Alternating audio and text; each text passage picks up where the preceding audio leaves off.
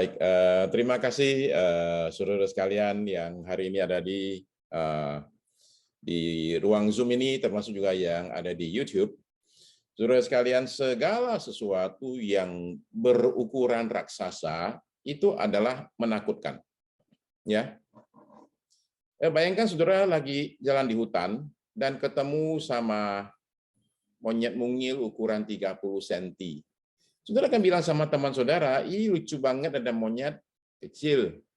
Tapi kalau monyetnya ukuran 30 meter, saudara akan bilang sama teman saudara, kabur. Ya. Sama juga kalau lagi di laut. Kalau saudara lagi berenang, ketemu sama cumi ukuran 10 cm, saudara akan berkata dalam hati, ih ini cumi enak banget dijadiin goreng tepung nih. Oke. Tapi kalau cuminya ukuran 2 meter, saudara-saudara yang akan dilihat oleh si cuminya akan bilang gini, ini enak dijadiin sashimi nih. Saudara sekalian, intinya segala sesuatu yang berukuran raksasa itu bikin takut. Entah itu monyet, entah itu cumi, entah itu masalah hidup. Ya. Banyak orang hadapi masalah saat ini dengan yang namanya dalam kehidupan ini. Seumpama saja hidup itu seperti film silat. Itu masih nggak apa-apa. Bapak Ibu tahu film silat ya, jagoannya 1, musuhnya 10. Jagoannya datang satu-satu, nggak pernah sekaligus, heran ya. Udah dikelilingi, dikepung nih, tapi yang maju cuma 1. Ini 1 mati, baru nomor 2 maju. Demikianlah satu-satu. Nah, hidup nggak kayak film silat. Oke, itu 10 maju sekaligus, saudara sekalian. Dan ukurannya raksasa semua. Ya, sekarang ini ada yang bergumul dengan masalah kesehatan yang berat. Itu raksasa istilahnya. Ya, ada yang punya usaha lagi hadapi pergumulan berat sekali. Itu namanya raksasa. Ada yang pekerjaan karirnya dalam situasi berat saat ini, itu namanya yang dihadapi itu adalah raksasa. Ya, ada yang punya pasangan bermasalah, ada yang punya anak yang suka melawan, ya, orang tua yang belum bertobat dan lain sebagainya, semua itu raksasa. Nah, ketika Israel ada di pinggir tanah perjanjian, Musa itu lakukan sesuatu yang 3.500 tahun kemudian dilakukan oleh semua negara di dunia, yaitu apa? Itu mengirim mata-mata ke negara tetangga. Ini yang negara yang mau dimasukin ini nih. Ini mesti dilihat nih. Jadi dia kirim mata-mata. Nah, coba kita baca ya di dalam Bilangan pasal yang ke-13 ayat 1. Tuhan berfirman kepada Musa, ayat 2. Suruhlah beberapa orang mengintai tanah Kanaan yang akan kuberikan kepada orang Israel. Dari setiap suku nenek moyang mereka, haruslah kau suruh seorang, semuanya pemimpin-pemimpin di antara mereka.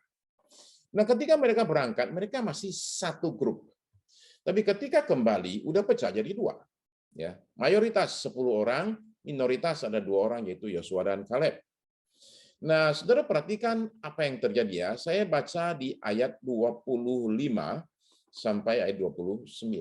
Setelah mereka 40 hari lewat katanya ya, pulanglah mereka dari pengintaian negeri itu. Dan langsung datang kepada Musa, Harun, dan segenap umat Israel di Kadesh, di padang gurun Paran. Mereka membawa pulang kabar kepada keduanya dan kepada segenap umat itu dan memperlihatkan kepada sekaliannya hasil negeri. Jadi ini ada rapat besar sekali, laporan disampaikan. Ya, lalu ayat berikutnya disampaikanlah laporannya, ayat yang ke-27. Mereka menceritakan kepadanya, kami sudah masuk ke negeri kemana kau suruh kami, dan memang negeri itu berlimpah-limpah susu dan madunya, dan inilah hasilnya. Jadi sesuai dengan fakta, apa kata orang, ini benar nih, dan ini ada buktinya kita bawa nih, bahwa negeri ini memang suburnya bukan main. Ya, 28. Hanya, kata hanya ini penting nih, okay? Hanya bangsa yang diam di negeri itu kuat-kuat, dan kota-kotanya berkubu dan sangat besar, juga keturunan Enak telah kami lihat di sana. Nah, Enak ini keturunan raksasa. Ya, 29. Orang Amalek diam di tanah Negeb, orang Het, orang Yebus, orang Amori diam di pegunungan, orang Kanaan diam di sepanjang laut dan sepanjang tepi sungai Yordan. Oke. Intinya adalah, ini negeri bukan kosongan. Ini bukan yang kita tinggal masuk, udah bangun rumah, selesai. Enggak. Ini adalah negeri yang di mana-mana sudah ada manusianya, mau di apa namanya ceritanya di pegunungan kayak, di tepi laut kayak, di tepi sungai kayak, itu semua sudah ada orang. Jadi rupanya pengharapan mereka barangkali ini tanah kosong tinggal masuk. Jadi ini laporannya adalah ternyata udah banyak orang nih. Dan bukan hanya banyak orang, ukuran orangnya raksasa. Nah, jadi ini laporan pertama, faktanya disampaikan, kesimpulan disampaikan. Sementara saudara perhatikan kata hanya ya. Tadi saya kata hanya itu penting. Di awal mereka bilang ini negeri bagus banget, berlimpah susu dan madunya. Ya ini hasilnya contohnya kita bawa nih, hanya. Hanya itu artinya begini loh. Yang saya katakan tadi itu jangan diingat ya. Ya. Karena ini ada yang lebih gawat nih. Nah, yang saya katakan tadi itu kabar bagus. Nah, sekarang kabar buruk nih, ya, akan menghancurkan semua kabar bagus tadi. Oke. Hanya itu bisa positif, bisa negatif. Nah, ini negatif nih, ya. Bangsanya kuat-kuat, besar-besar, orang enak semua. Nah, orang enak raksasa, ya, tanahnya nggak ada yang kosong. Lalu apa yang terjadi ketika seorang mendengar laporan demikian? Ketakutan muncul. Lalu yang minoritas 2 orang terus kemudian ngomong, ayat 30. Kita lihat ya 30. Kemudian kalian mencoba menenteramkan hati bangsa itu di hadapan Musa, katanya, tidak, kita akan maju dan menduduki negeri itu, sebab kita pasti akan mengalahkannya. Oke? Ini suara ini nih, suara keberanian nih. Tapi ternyata ini kalah sama yang lain, ayat 31. Ayat berikut. Tetapi orang-orang yang pergi ke sana bersama dia berkata, kita tidak dapat maju menyerang bangsa itu karena mereka lebih kuat daripada kita. Ayat 32. Juga mereka menyampaikan kepada orang Israel kabar busuk tentang negeri yang diintai mereka dengan berkata, negeri yang telah kami lalui untuk diintai adalah suatu negeri yang memakan penduduknya, dan semua orang yang kami lihat di sana adalah orang-orang tinggi-tinggi perawakannya, juga kami di sana orang-orang raksasa, orang enak yang berasal dari orang-orang raksasa, dan kami lihat diri kami seperti belalang, demikian juga mereka terhadap kami. Nah, jadi mereka ini sekarang ini menceritakan, memberikan konklusi kesimpulan yang negatif, tidak berdasarkan fakta tapi persepsi. Tentu ada beda antara fakta sama persepsi lah. Nah, faktanya orangnya memang besar-besar. Tapi ini ada persepsinya masuk nih. Persepsi itu belum tentu benar. Kalau fakta ya namanya fakta realita. Kalau persepsi tergantung orangnya. Nah, persepsi mereka adalah begini. Kami ini lihat diri kami ini kecil seperti belalang. Ya. Demikian juga mereka memandang kami seperti itu. Ah, itu kan beda ceritanya. Ya toh, kalau saya lihat diri saya kayak belalang terhadap kamu gede banget, masih oke.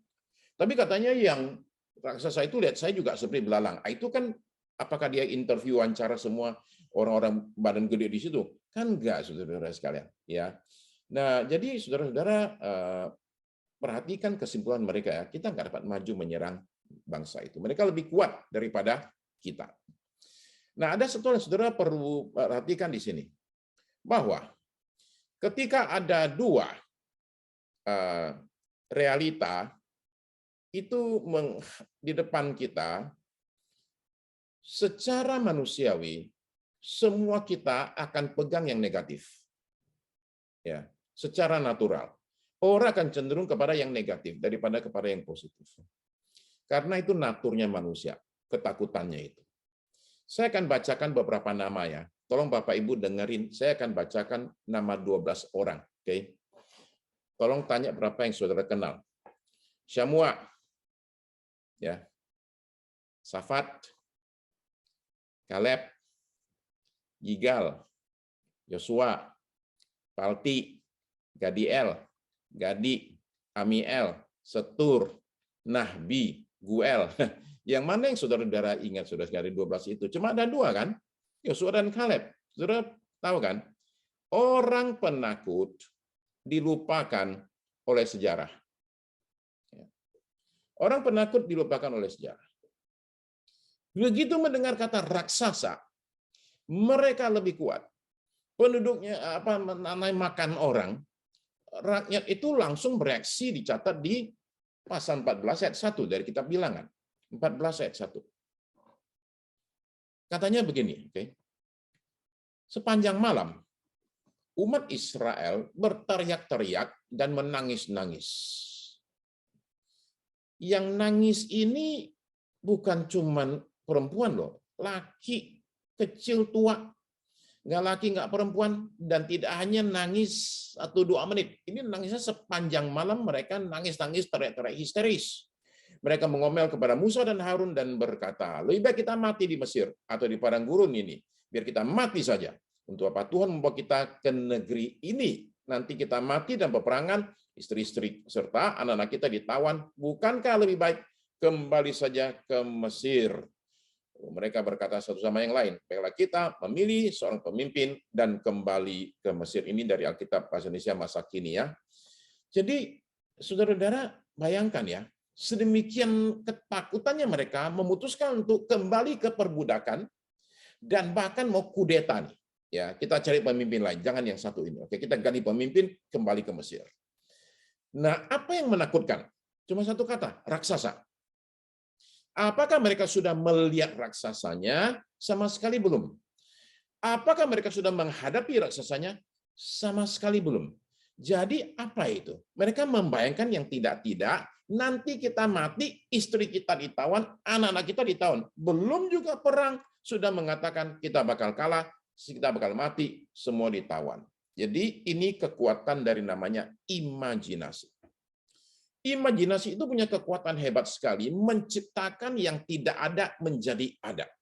Nah, ketika imajinasi itu negatif, dia itu memunculkan hal yang negatif yang tidak akan terjadi, yang belum terjadi, semuanya itu muncul. Nah, jadi saya ingin tekankan satu hal, bahwa ada yang lebih berbahaya daripada raksasa. Yang lebih berbahaya daripada raksasa adalah ketakutan akan raksasa. Dan imajinasi kita tentang raksasa. Itu yang patut kita jaga, saudara-saudara sekalian. Ketakutan akan raksasa dan imajinasi kita tentang raksasa. Nah, yang menyedihkan dari reaksi Israel adalah begini, Bapak Ibu sekalian. Yang menyedihkan itu adalah begini. Mesir adalah negara terkuat di dunia pada saat itu, seperti Amerika Serikat sekarang lah, ya, negara terkuat di dunia. Mesir itu punya perjanjian dengan negara-negara tetangganya, kalau ada orang Mesir yang dicari pemerintah kabur ke negara lain, negara itu harus tangkap orang itu dan kirim ke Mesir, ekstradisi istilah kita, ya. Nah, jadi ini negara terkuat di dunia. Nah, negara terkuat di dunia saja itu mereka kalahkan dengan pertolongan Tuhan. Mereka sudah melihat mukjizat 10 tulah di Mesir, mereka lewati laut yang dibelah, mereka sudah minum air yang muncul dari batu karang. Pendek kata begini loh, bukti akan kuasa Allah sudah cukup mereka lihat dan alami. Saya ulang, bukti akan kuasa Allah sudah cukup mereka lihat dan alami, tapi begitu mendengar kata raksasa, semua pengalaman dan iman itu nggak ada gunanya. Kenapa? Karena ketakutan mereka dibiarkan. Imajinasi mereka dibiarkan. Itu yang harus kita perhatikan, saudara sekalian. Dalam hidup kita ketika menghadapi yang namanya raksasa. Karena saya nggak tahu raksasa apa yang saudara hadapi saat ini. Tetapi pada saat hadapi raksasa, biasanya ini reaksi manusia adalah rasa tidak berdaya. Ya. Putus asa, ketakutan, kemarahan, dan bisa mencari kambing hitam.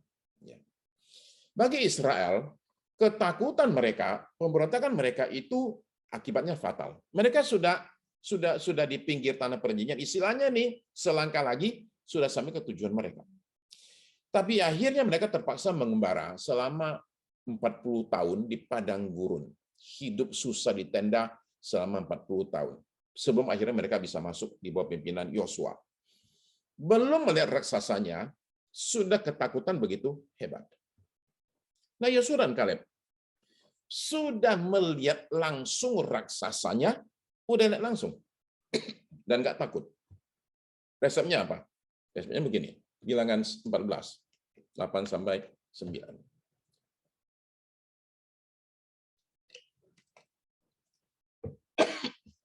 Jika Tuhan berkenan kepada kita,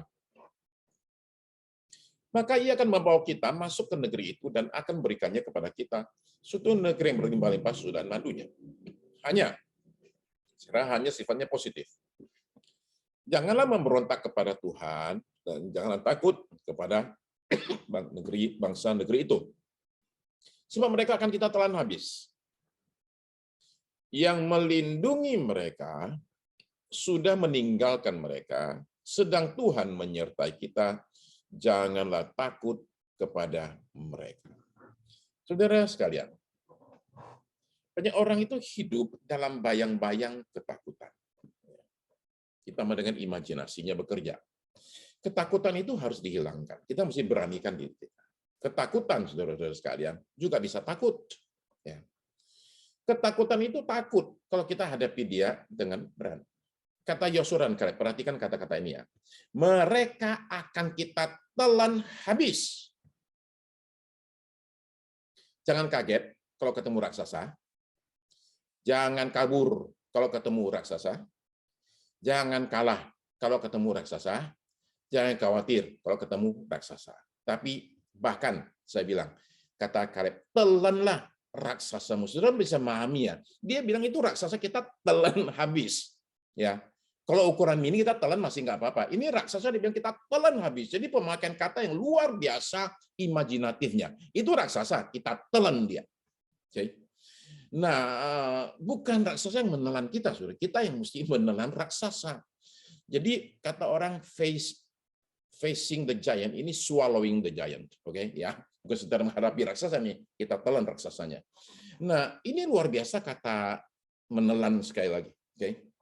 Menelan itu menggambarkan musuh yang begitu lemah, nggak usah pakai gigit, nggak usah kunyah lagi, cuma tinggal telan aja seperti bubur, saudara sekalian. Ya,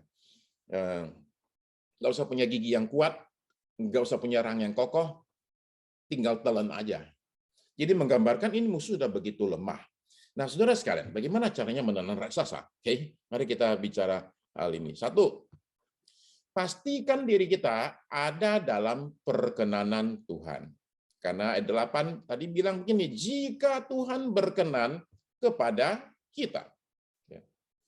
Jadi adalah penting kita pastikan kita ada di pihak Tuhan. Kita ada dalam kehendak Tuhan, ada dalam rencana Tuhan. Ya. Maka dia pasti akan berkenan kepada kita, dan kita akan menang, bahkan akan menang raksasa di depan kita, saudara sekalian. Nah, pastikan diri kita ini berkenan di hadapan Tuhan. Ya. Pastikan kita ini dipakai Tuhan, bukan kita make Tuhan. Karena banyak orang make Tuhan zaman sekarang. Ya, make untuk apa? Ya macam-macam lah. Ya, kadang-kadang Tuhan dijadikan tukang parkir. Ya, kalau dia perlu parkiran, dia doa Tuhan, tolong deh yang satu yang dekat lift. Ya. Yang dekat lift aja kalau bisa depan mimbar ya. Nah, minta yang paling bagus posisinya itu ya. Nah, atau Tuhan dijadikan ya macam-macam yang lain lah ya, pembantunya itu saudara sekalian ya. Ada anak pendeta di Amerika nih, anak pendeta Pentakosta nih di Amerika.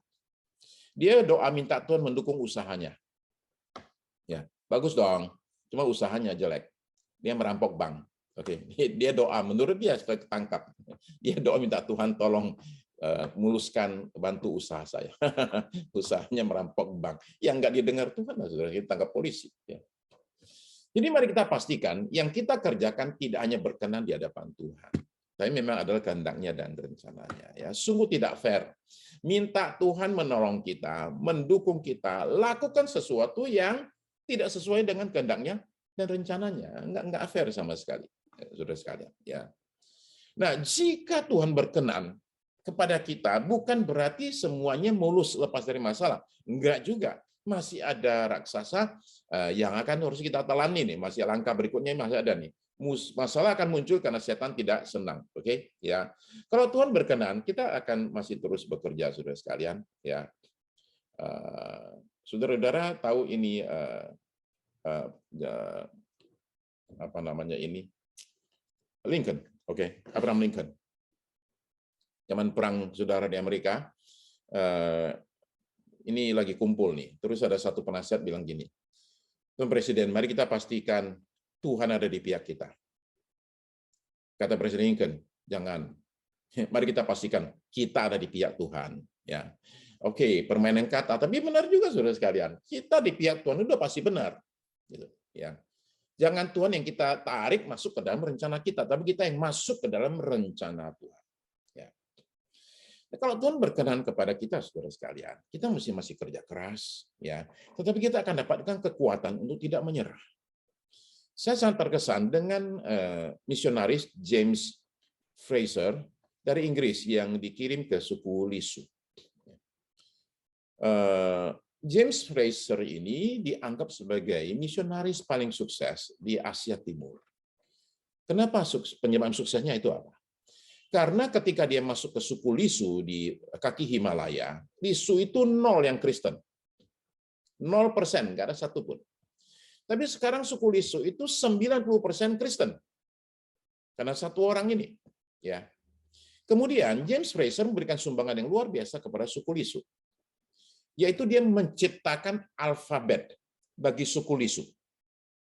Dan tahun 1991, pemerintah Tiongkok itu mengakui abjadnya Fraser sebagai abjad resminya suku Lisu. Jadi sumbangannya ini luar biasa. Tapi saya baca ceritanya Mountain Rain di autobiografinya, dibuat film itu ya. Dan menggambarkan bagaimana James Fraser itu berkutat dengan berbagai kesulitan karena ini mesti mendaki gunung untuk mencapai suku Lisu itu. Ya. Dia tinggalkan karir yang hebat, insinyur, pemain piano yang kelas konser, semua ditinggal dan kemudian naik gunung.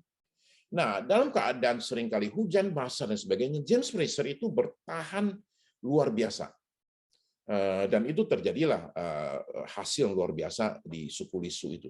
Ya. Jadi kita akan temukan kekuatan kalau kita berkenan di hadapan Tuhan. Bahkan menurut saya mujizat tersedia pada saat kita berkenan di hadapan Tuhan. Ya. Hudson Taylor itu kurang lebih sama dengan James Fraser ya, barengan. Hudson Taylor ketika berlayar ke Tiongkok, itu di tengah jalan, kapten datang minta tolong, Pak Pendeta, tolonglah berdoa supaya ini ada angin, karena angin mati, kapal nggak bisa jalan. Kapal dulu pakai layar kan. Jadi kata Hudson Taylor, oke, saya akan doa, tolong kembangin layar. Kata kapten kapal, nggak ada angin, kita udah gulung itu layar. Dia bilang ya, tolong minta dibuka. Kapten kapal bilang kalau saya suruh buka nggak ada angin, saya diketawain sama anak buah kapal. Kata Hudson Taylor, kalau nggak buka saya nggak doa. Ya demikianlah berkutat di situ. Akhirnya kapten kapalnya nyerah, dia suruh buka layar lah ya. Hudson Taylor masuk ke kamarnya berdoa. 45 menit kemudian pintu diketok. Kapten kapal bilang gini, udah tolong berhentiin doanya ya. Anginnya sudah kekencangan. Oke, kalau terlalu kencang nanti jadi badai. Tolong stop berdoa. Oke. Nah, saudara sekalian, karena berkenan di hadapan Tuhan, ya. Oke, itu yang pertama. Berkenan di hadapan Tuhan. Yang kedua, kita mesti percaya akan penyertaan Tuhan. Ayat 9 itu bilang gini, yang melindungi mereka sudah meninggalkan mereka, sedang Tuhan menyertai kita. Ya. Jadi Tuhan menyertai kita, saudara sekalian. 500 tahun kemudian, satu anak muda muncul di medan perang dan menghadapi raksasa bernama Goliat. Kita tahu apa yang terjadi. Ketika seorang mengandalkan Tuhan dan menghadapi raksasa. Ya. Jadi adalah penting untuk tidak lupa akan pertolongan Tuhan di masa yang sudah lalu. Ya. Bagi Israel mereka mestinya ingat, oh kemarin dulu gini begini, Tuhan menyertai kita. Dari situ muncul iman. Jadi di sini pertempurannya ini ada dalam pikiran antara pengalaman dengan Tuhan mesti diingat, semua dijadikan modal ya. Untuk kita beriman, Tuhan dulu tolong, dia pasti akan tolong lagi, ya. Atau kita biarkan imajinasi ketakutan itu menghancurkan semua iman kita. Ya, Israel lupa, mereka bisa bertahan di padang gurun tanpa pengalaman, tanpa peralatan, akhirnya tiba di tanah Kanaan. Ya. Itu luar biasa sekali. Oke. Nomor 3, ya. Buanglah ketakutan dan hadapi raksasamu. Di ayat 9 ada 2 kali Kaleb itu bilang gini, janganlah takut kepada mereka. Jadi yang kita perlu kalahkan itu pertama-tama bukan raksasanya nih, tapi ketakutan akan raksasa. Saya bulan lalu itu hadapi satu raksasa. Sesuatu yang menakutkan terjadi dalam hidup saya. Dalam keadaan demikian, saudara sekalian, saya datang ke Tuhan, saya berdoa, dan saya diberikan suatu jaminan keyakinan dari Tuhan bahwa oke, jangan takut. Jadi karena itu saya memutuskan untuk tidur. Ya, saya tidur, masalah saya masih ada nggak? Masih ada. Dan besok pagi saya bangun, masalah saya mulai menghadapi saya lagi. Nah, tapi karena ada suatu jaminan akan penyertaan Tuhan, dan saya tahu saya di pihak Tuhan. Jadi saya hadapi dengan tanpa adanya ketakutan. Dan ternyata ketika saya hadapi, raksasa itu ternyata enggak gede-gede amat sih. Ternyata kecil juga dia. Dan beres dengan sendirinya pagi itu. Nah, bagi Israel, berkat sudah begitu dekat, lepas dari tangan. Oke. Hanya karena mereka takut. Ketika Kaleb itu berumur 45 tahun, ketika dia ikut Musa keluar dari tanah Mesir. Ya. Selama 40 tahun, dia ikut mengembara di padang gurun. Jadi waktu masuk Kanaan itu, kedua kalinya, umurnya sudah 85 tahun. Nah, pertanyaannya adalah begini, 85 tahun itu sudah tua belum? Jawabannya tanya aja sama orangnya, dia udah tua belum? Ya, karena Kaleb ketika ditanya, bilang begini, Yosua 14, ayat 11. Kayaknya saya nggak ada ayatnya, ya. Bisa tolong dimunculkan. Yosua 14, ayat 11. Yosua 14 ayat 11. Ini kata-kata daripada Kaleb. Dia minta kepada Yosua, dia minta tolong kasihkan kepada saya bagian tertentu. Oke. Pada waktu itu aku masih sama kuat seperti pada waktu aku disuruh Musa. Seperti kekuatanku pada waktu itu, demikianlah kekuatanku sekarang untuk berperang dan untuk keluar masuk. Jadi saudara-saudara perhatikan ya di sini. Dia mengatakan bahwa antara saya umur 45 tahun dan 85 tahun, itu nggak ada bedanya. Kekuatannya nggak berkurang tanpa fasilitas kesehatan, tanpa vitamin, tanpa suplemen. Nah, dia bilang saya sama kuatnya. Dan untuk membuktikan bahwa dia masih sama kuatnya, ayat 12. Ayat 12 bilang begini, oleh sebab itu, ayat 12, berikanlah kepadaku pegunungan ya, yang dijanjikan Tuhan pada waktu itu. Sebab engkau sendiri mendengar pada waktu itu bahwa di sana ada orang enak dengan kota-kota yang besar dan berkubu. Mungkin Tuhan menyertai aku sehingga aku menghalau mereka seperti yang difirmankan Tuhan. Jadi dia mengatakan saya minta di gunung deh, kasih saya jatah di gunung. Ya. Gunung lebih bikin capek daripada tanah rata. Kalau orang berperang, saudara sekalian, orang yang di gunung selalu lebih menang dibandingkan dengan di bawah gunung, otomatis. Ya, yang di atas selalu lebih menang. Kalau dalam suatu peperangan, ya, dia akan lebih capek daripada lawannya yang sudah di atas gunung. Ya. Nah, jadi posisi Kaleb itu lebih lemah daripada musuh yang akan dihadapi. Nah, dia minta gunung. Bukan gunung sembarang gunung. Dia minta gunung yang sudah didiami orang, sudah ada musuhnya, bukan gunung kosong. Dan bukan musuh sembarang musuh. Dia spesifik sekali ngomong, minta gunung yang ada orang enak, yang ada raksasanya, saudara-saudara. Orang enak itu nggak enak dijadikan musuh. Ya. Nah, raksasa soalnya bukan kurcaci. Bukan kurcaci. Nah, ini bukan raksasa lemes, lesu, lunglai, loyo, letoy, lecek. Oke. Ini adalah raksasa perkasa yang kuatnya bukan main, dan kata Kaleb, saya minta itu. Dengan kata lain, Kaleb itu minta tugas yang sulit dan berbahaya. Dia nggak bilang, opa sudah tua, ya loh, udah dingin nih, minta selimut aja. Oke, enggak. Dia bilang, enggak, saya minta dimaju ke medan perang. Saya mau telan raksasa. Jadi, saudara-saudara sekalian, mari kita bangkit dan hadapi raksasa kita. Ya.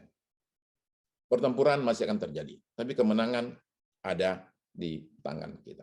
Ya. 53 tahun yang lalu, ya,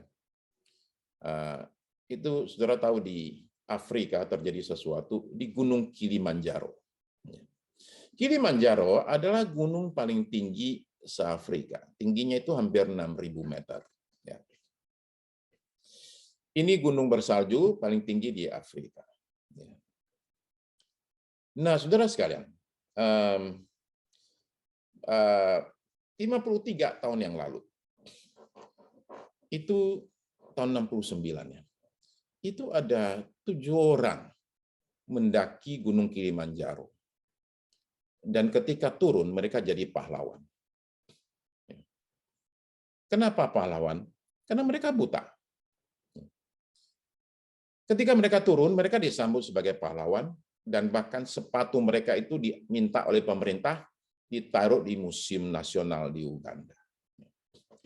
Menurut BBC, katanya mereka berjuang melawan angin kencang dan suhu beku selama 9 jam. Tapi saya mengatakan yang mereka hadapi lebih dari sekedar angin kencang dan suhu beku. Yang mereka hadapi paling parah adalah ketakutan mereka. Karena saudara-saudara sekalian, ini kan bukan jalan datar. Ini kan naik gunung bersalju, dan seumur hidup mereka nggak pernah lihat salju. Nggak pernah ya, kayak orang buta ya, oke.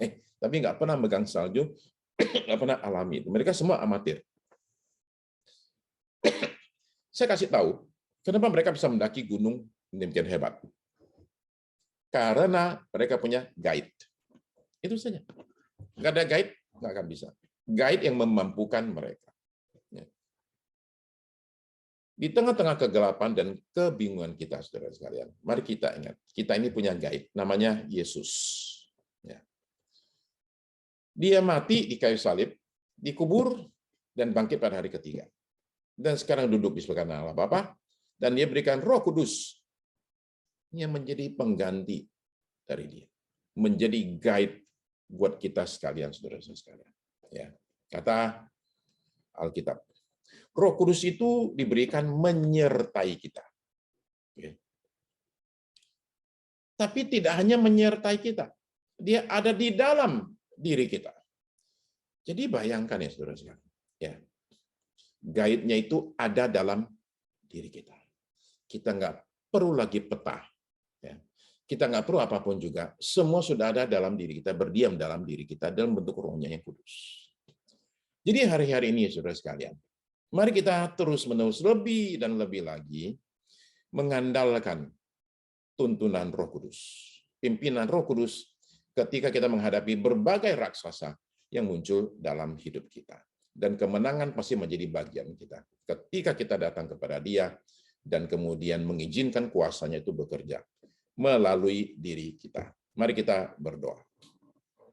Kami menaikkan syukur kami dan terima kasih kami Bapa Surgawi buat anugerah-Mu yang nyata buat kami pada hari ini. Terima kasih untuk kemenangan yang diberikan kepada kami melalui kemenangan Tuhan Yesus di kayu salib dan di kubur yang kosong.